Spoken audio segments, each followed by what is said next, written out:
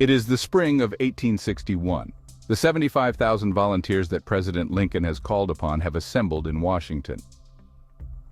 Recently promoted, Brigadier General Irvin McDowell is ordered to assemble an army and take it south. McDowell had many concerns about this hasty request, arguing his force was too green to face an enemy army. "You are green, it is true, but they are green also. You are all green alike," replied President Lincoln. The United States regular army had only been about 16,000 strong on the eve of the Civil War. Regular soldiers had been in the army for some time and had the necessary training needed to function as a unit. Making camp, gathering necessary supplies, loading and firing a weapon, and above all, how to march and transition into the various formations when the orders were given. Unfortunately, volunteer soldiers did not have this kind of training or experience. Unlike America's military today, where troops are given basic training to learn the fundamentals of military life and advanced training thereafter to prepare them for the various roles, both combat and support, volunteer regiments had an extremely short tenure to train.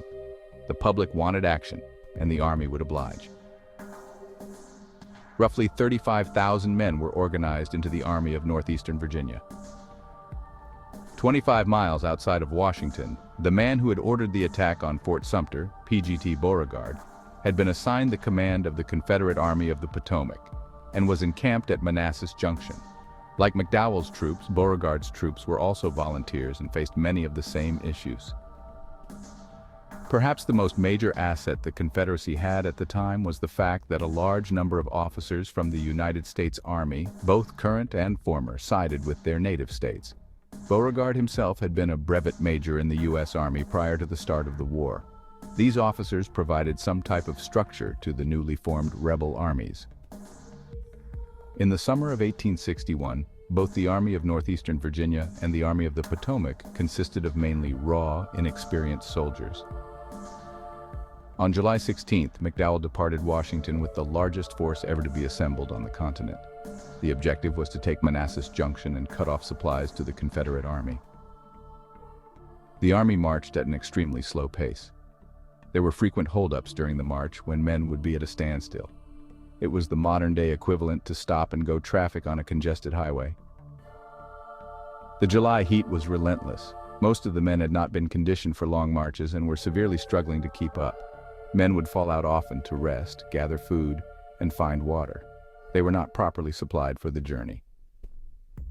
Meanwhile, Beauregard received intelligence of McDowell's movement. He knew he was greatly outnumbered and sent a message for reinforcements. The closest command to aid the Army of the Potomac was Brigadier General Joseph E. Johnston's Army of the Shenandoah, located in Winchester, about 55 miles to the west. Johnston's troops began transiting to reinforce Beauregard. They would utilize trains to arrive quickly and bolster the Confederate Army on the field.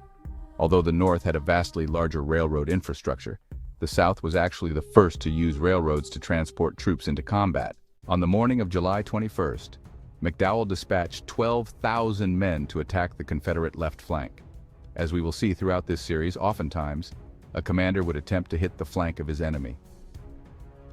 In the Civil War, armies were generally positioned in a long line, with additional units behind that line to serve as reinforcements and rear guard. If an attack was made head-on, parallel to this line, the attacker would have to face the maximum firepower at that point in the line during the advance. If he could get on the flank, or side, of his enemy, the attacking force could mow down a large number of men in that unit and start to hit other units from the rear. Needless to say, this would cause an astronomical drop in morale for the enemy and put the commander's units in the best tactical positions on the battlefield. This was no new strategy. It had been performed throughout world history with great success, and McDowell saw no reason not to attempt it. While the initial force marched to get around the Confederate left, another division was dispatched to probe the Confederate right and look for another opportunity to exploit the flank. This division spotted Confederate troops in the distance at a stone bridge that ran over Bull Run Creek. The inexperienced artillerists opened fire and sent rounds screaming across the water to the other shore. The effect of the cannon fire was minimal, but it alerted Beauregard the Federals were attacking.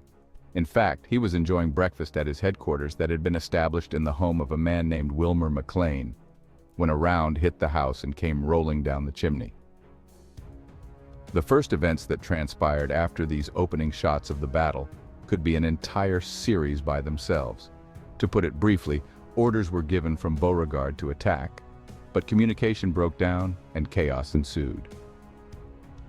The first stroke of good luck the rebels had that day came from a young signal captain by the name of E. Porter Alexander. He had spotted the two divisions moving around the left flank and alerted Evans's brigade. Evans left a small detachment of troops at the stone bridge and moved with great haste to a defensible position on Matthews Hill. He had only around 900 men. Evans was extremely outnumbered but proceeded to delay the two Union divisions that were attempting to turn the Confederate left. The force on and around Matthews Hill was soon reinforced with two more brigades, bringing the total to a little less than 3,000 men on the Army's left flank. As the fight continued, the Confederates actually made attacks on the Union, though they were outnumbered. Eventually, McDowell's army was able to reinforce the Union forces that were engaged, and the Confederates were forced to fall back to Henry Hill. It was here that one man would become a legend. Thomas J. Jackson had positioned his brigade on the backside of Henry Hill and placed 13 cannons on the ridge to cover the retreating Confederate units. It is said that Brigadier General Barnard B. informed Jackson that the enemy was pushing them back. To this, Jackson is said to have replied, "Then, sir, we will give them the bayonet." The second part of dialogue in this widely accepted account was while rallying his men. B. exclaimed, "There is Jackson standing like a stone wall. Let us determine to die here and we will conquer. Rally behind the Virginians." Though McDowell had the advantage, he committed a fatal error in not quickly following up the Confederates' retreat from Matthews Hill. At this point, rebel forces had regrouped and were actively being reinforced by troops from Johnston's army, who were still coming in from the trains. Now, the two forces had roughly the same number of men.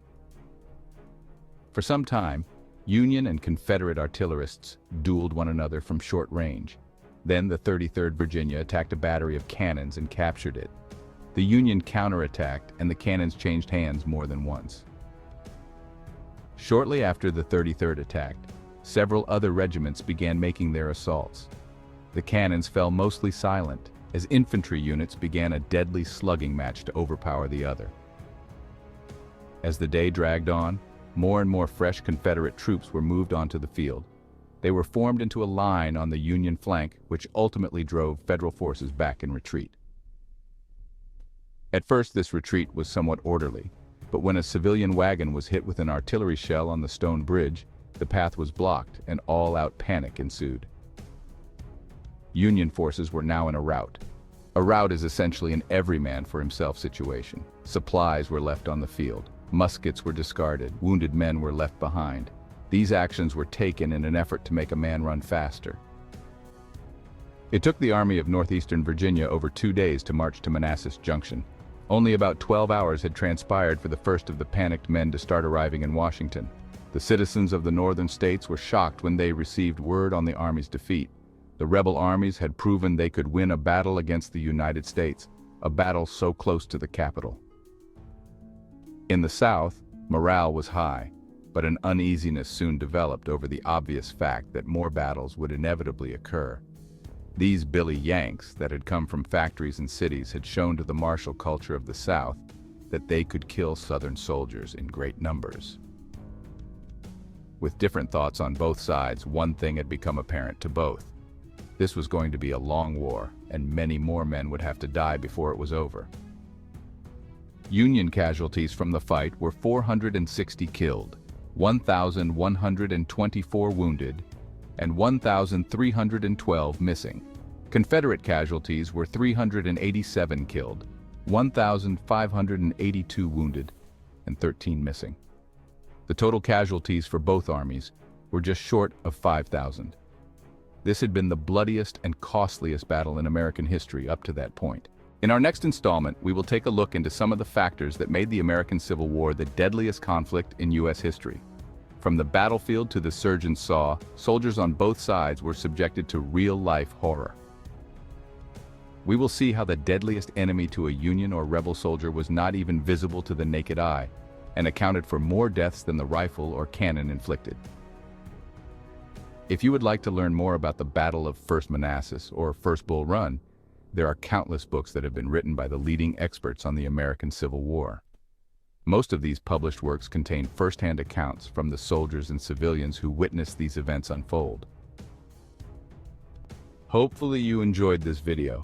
Until next time, stay safe and keep learning.